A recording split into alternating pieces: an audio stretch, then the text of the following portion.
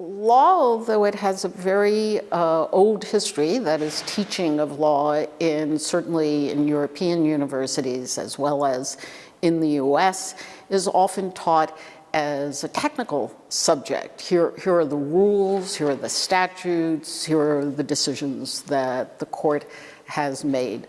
But law is all about social behavior.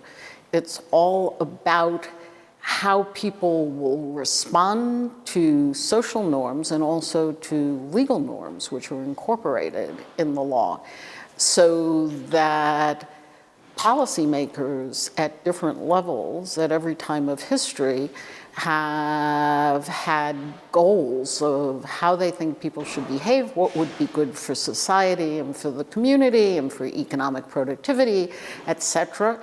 And there are assumptions underlying the rules that they adopt to reach those goals. But historically, law has rarely questioned those assumptions. They're people's social intuitions. And we now know from research in the social sciences, and particularly in cognitive psychology, that people's human intuitions are frequently, although not always, wrong. And so those of us who do what has now come to be called empirical legal studies or empirical legal research, we say, what are we trying to achieve here? What's the purpose of this rule? What are the underlying assumptions that may not have been made explicit? And then how could we study whether those assumptions are actually correct? And to do that kind of research, it's usually the case that you want to use one or more social science research methods, whether it's sociology, cultural anthropology, economics, or perhaps looking backwards, history. Globalization of the economy has clearly changed the nature of transactions that people engage in. And a good deal of the law is about economic transactions, either deals in the course of business or other associated activities, mergers and acquisitions, investments, etc. So in all of our countries, those kinds of transactions used to take place within our own country's borders. And except on rare occasions, for example, in the shipping industry, there were always people going all over the world.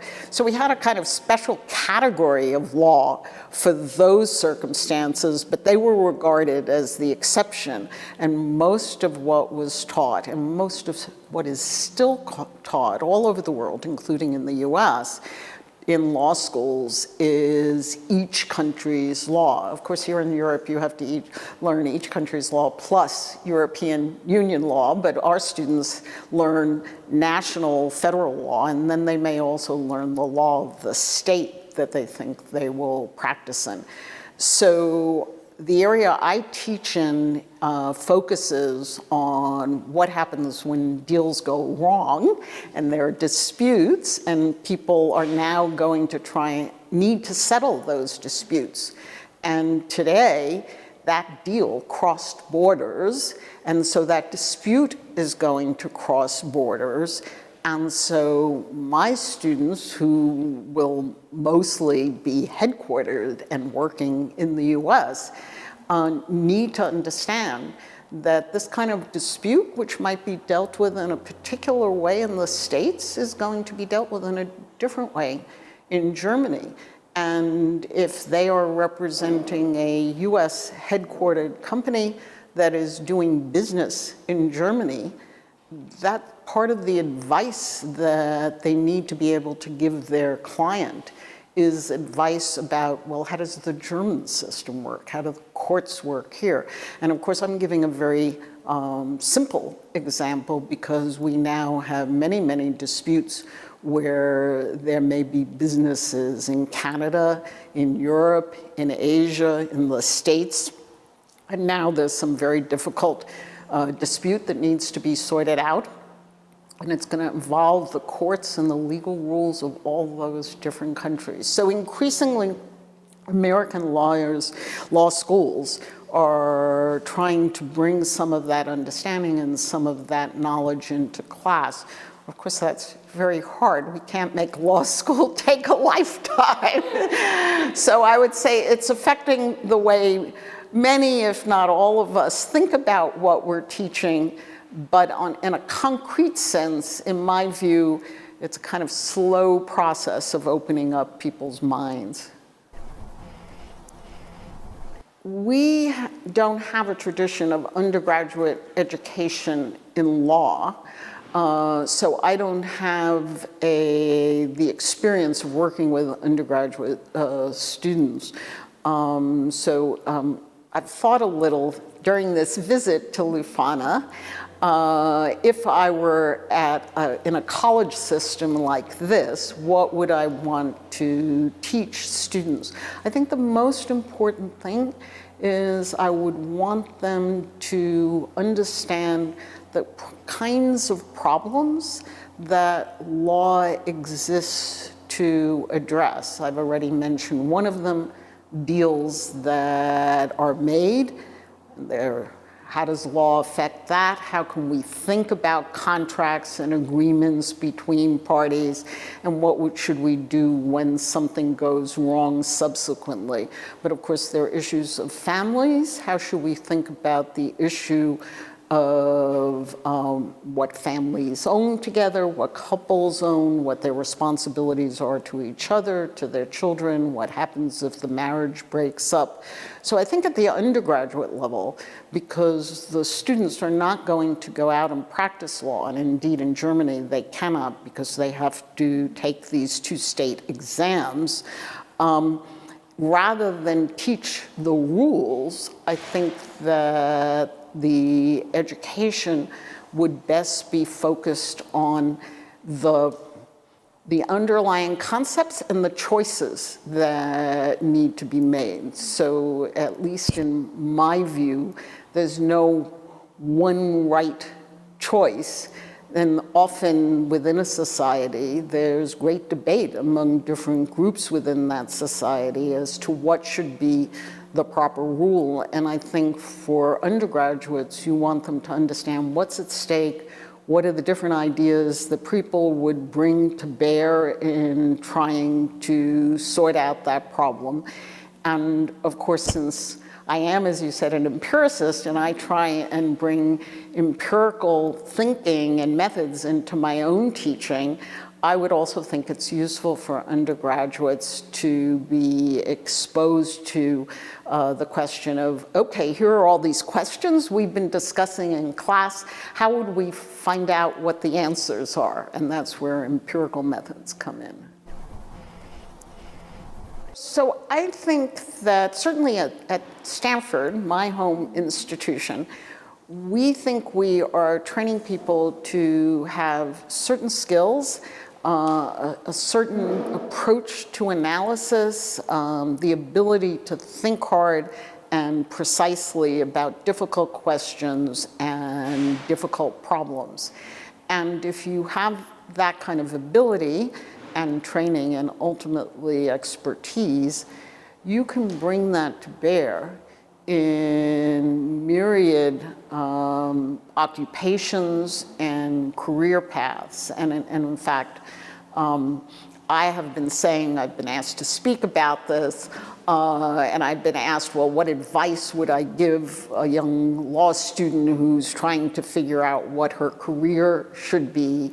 And my advice is that over the span of your career, for your students as well as for mine, they're likely to work in many different organizations. They may have different roles within those organizations. So a law student who is certified to work as a lawyer might be a lawyer in a large firm, perhaps in Frankfurt.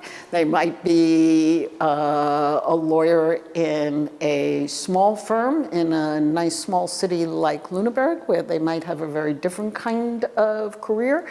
They might though not be a lawyer at all in the sense of formally practicing law. They might actually be a business person making business decisions, but they're informed by their legal thinking. And increasingly, and I think this is relevant for your students here at Leuphana, and it's certainly our students think that it's relevant, they might be starting their own businesses. So we have law students who are now taking classes with computer science students, and the law student says, well, I know there's a problem that perhaps people with low incomes or perhaps immigrants have this particular kind of problem.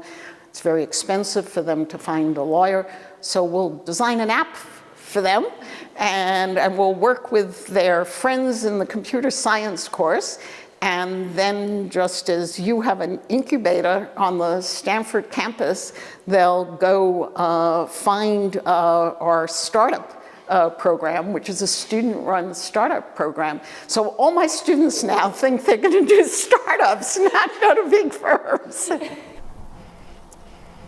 I think that for the students particularly who are law students, I think the old-fashioned way of teaching law as a bunch of rules, knowing how the courts would decide a particular case, et cetera, the kind of material that is tested in Germany on the state exams and in the US on what we call the bar admission exam.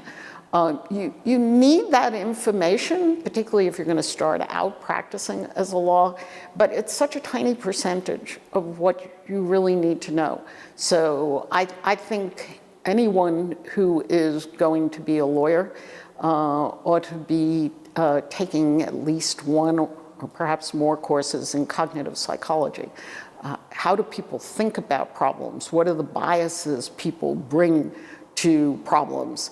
How do people analyze risk? The whole field of decision-making under uncertainty and risk, that's what every business person is doing. And of course, it's what many of us are doing in our more ordinary personal lives.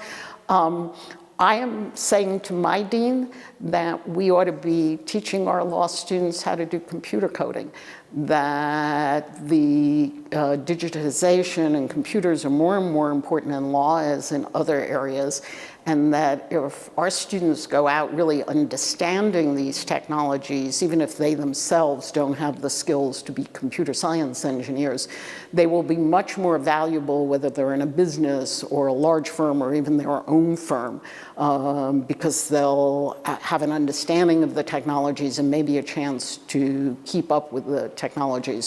So my kind of set of skills and knowledge would include some of the traditional knowledge. Philosophy has always been a strong basis for the development of law. History, how have different societies dealt with this, cultural anthropology, psychology, economics. So I think that we ought to be training lawyers with broad, multidisciplinary theoretical perspectives, and I think we ought to teach them, if not themselves how to do empirical research, how to understand and assess other people's empirical research. So I think it's a much broader agenda, and of course that's very challenging because many people, including faculty members who were trained in traditional legal education, including faculty members who are colleagues of mine, think, well, how could you do all that? Because we already have too much to do. So I think some of this broader thinking needs to displace some of the more traditional ways of thinking about teaching law. Thank you very much. You're welcome. You're welcome.